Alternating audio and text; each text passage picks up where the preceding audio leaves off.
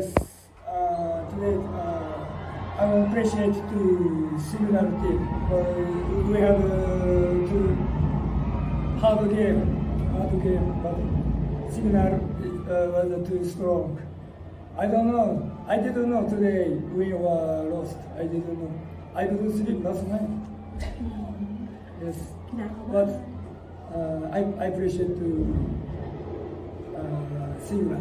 Yes, thank you so much. Thank you, Coach. You can sleep now.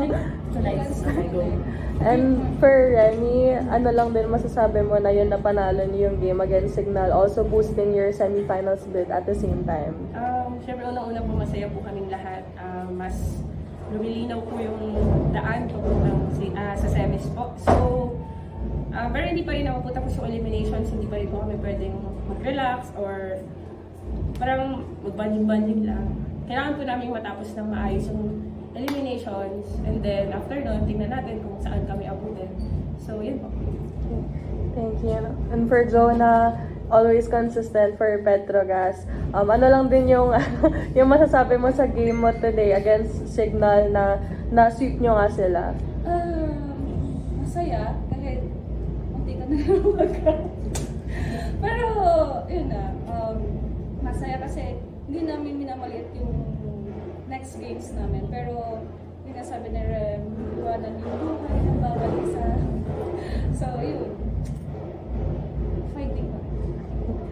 Thank you. And for Ma'am Chi, aside sa setting, also may mga aces kayo kanina against Signal. Siguro ano lang din yung nag-push kayo to play harder against Signal today? Salamat po sa chamba. Joke lang. Siguro yun na po kasi syempre yung tiwala po ni coach and sa amin, lalo na syempre dikit yung score, kailangan namin makahabol. Yung time na pinasok kami ni Myla, lamang sila. So yun, yung instruction, napaka-importante. So I guess I follow his instructions. Thank you. Lastly, for Janelle, our player of the game, you had 12 excellent sets today against Signal. Ano lang din yung siguro naging motivation mo coming into this match para ma-orchestrate yung win for Petrogas? Importante yung win din to for Final Four na ano. So, yun, masaya naman kami. Thank you. Thank you. Pero hindi siya masaya. Charot. For anyone, for the players, so kanina bumalik na din si MJ doon, hindi pa siya naglalaro, so ano lang yung feeling to have her presence back at least, and gano'n kayo nag-look forward to possibly have her back with the team? Sige na nga, ako na. Siyempre, unang-una, masaya kami na nakabalik na si MJ ng safe and buo.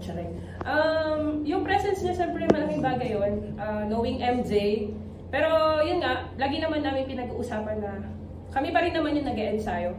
Hindi naman dahil bumalik si MJ, kay MJ kami magre-rely. It means, mas madadagdagan yung meron kami nung bumalik si MJ. So, malaking appreciation nga na nakabalik na siya. So, kami, tuloy-tuloy lang. Tuloy-tuloy pa rin din sa sistema ni Coach Koji na kung sino man yung kalaban, yun yung pag-aadyasan, yun yung pag-e-ensayuhan. So, yun po, next game namin, yun ulit. Back to basic lang ulit. Ensayo ulit kami, pag-aaralan namin yung kalaban. And then, after nun, kung saan nga po kami mabigyan ng chance, yun po yung pagtatrabahuan pa namin. And for Coach, how are you looking forward also to possibly include MJ during the later games this conference? Oh, MJ! I went to her today first time. I didn't know play. Yes, but I will catch up tomorrow. but actually, I expect to the best. Yeah. Kahit sino po, sa captain na lang. Going against heavy contender Eden, then with the likes, going against the likes of Kirk Ayuna, the center, then of course, si Don Makatili na one of good liberos here sa league. Paano yun na-compose yung team? And then nakita namin yung teamwork, that's why you had a dominant team. Siguro, sinunod lang po talaga namin lahat ng instructions ni Coach and also yung game plan namin. And yung naging reminder talaga sa amin lagi ni Coach na kung ano yung ensayuhin namin, kung ano yung gagawin namin sa ensayo, yun kasi magta-translate sa game. So nakita naman po namin na sa ensayo pa lang, kahit pa paano nagagawa namin yung mga tinuturo ni Coach and yung ini-instruct niya sa amin. So, well, yun nga po, hindi namin pwedeng sabihin na easy yung makakalaban namin kasi knowing them, gustong-gusto rin po talaga nilang manalo. So kami, kailangan, may isa pa lang shinare sa amin si Coach na parang sa Japanese na, Coach, what's that? Water back system. Backwater system. Sinabi niya sa amin na yung signal, aatake yan. So kami, anong gagawin namin dun sa tatrabawin ng signal? So kami, binigyan niya kami ng challenge kasi alam niya na yung signal, uhaw na uhaw talagang manalo today. So kami, kailangan namin mag-triple effort. Kasi kung gusto namin manalo, kailangan namin mag-create ng point. Hindi kami pwedeng umasa dun sa ibibigay nila sa amin. Kasi sila nga, pupuntos sila. Ang main goal ni Signal is pumuntos sa amin. So kami, anong magiging reaction namin dun sa gagawin nila? So, ang laking, kumbaga parang learning, pa rin yan. Part pa rin ng learning process namin yun. So, every game day lang kung paano kami maglalaro, kung paano namin gagawin yung role ng bawat isa.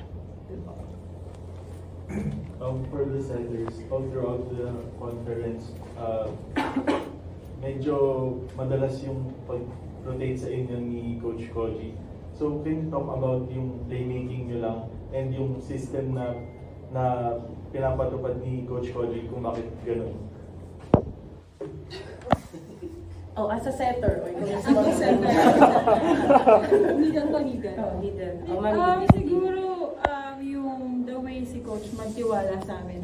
Kasi tatlo kami. So, parang, syempre, mahirap din para sa kanya kung paano, parang sino ba yung gagamitin ko para dito. Pero, despite na gano'n, nagagawa niya kami gamitin. Sometimes, tatlo kami. So, kumbaga, yung challenge din sa kanya na having 3 sessions. Siyempre, iba-iba kasi kami ng tempo. So, pero si Coach naniniwala sa amin na kaya namin dalhin yung team kahit sino gamitin sa amin, kahit sino yung maging starter or maging sub. Kumbaga, ready kami. Kumbaga, we have each other's back. How about kayo, Janet? Hindi ka ligtas. Galing lang ni Coach, no? Kasi tatlo kami nag-gamit niya. So parang kilala niya kami or yung mannerism namin. So alam niya kung sino yung gagamitin sa every kalaban namin. So siguro, chance ko today. Ako yung bunot. Ikaw na bunot sa ruleta. For anyone naman, at this point of the competition, 7-2, tapos umangat kayo sa number 2 seed with that game. So parang at this point of the competition, paano lang siguro nyo ba itutuloy kahit na medyo lighter weight yung mga susunod na laban? I guess we still have to respect the remaining teams. So, kung paano po namin nirespeto yung mga previous na teams, ganun din po yung ibibigay namin. Mas dodoblehin pa po namin. Dagdag ko lang. Kasi gusto rin po namin ma-carry over yung momentum na makukuha namin sa mga susunod pa naming game. And also, yun nga, hindi kami pwedeng mag-relax, hindi kami pwedeng parang hindi naman dahil 7-2 kami ngayon, na yun, di ba, safe na hindi pa rin namin pwedeng i-instill sa sarili namin yun. So, mag-work hard pa rin talaga kami.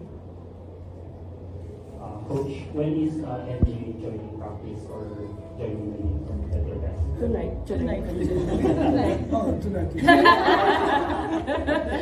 They also. Yeah, practice tonight. So today is no good to toss.